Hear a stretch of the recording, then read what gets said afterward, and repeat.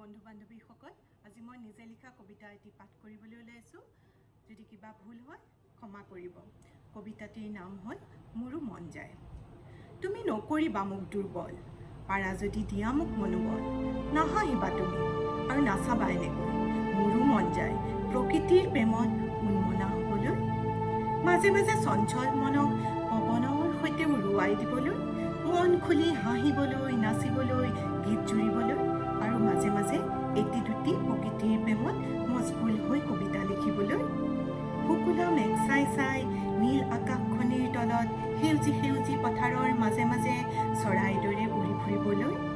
পখিলাৰ দৰে ফুলৰ সুবাস ল'বলৈ। বিহগীৰ দৰে প্ৰকৃতিৰ প্ৰেমত মাজে মাজে গীত জুৰিবলৈ। বিজুলীৰ দৰে জিলিকি নাচি নাচি ধৰাৰ বুকুলৈ বৰ্ষাক আমন্ত্ৰণ জনাবলৈ। শীতৰ অপৰাহ্নত বৰফৰ আঁচলত বহি শুভ্ৰ বৰফবোৰ দুখনি হাতেৰে স্পৰ্শ কৰিবলৈ।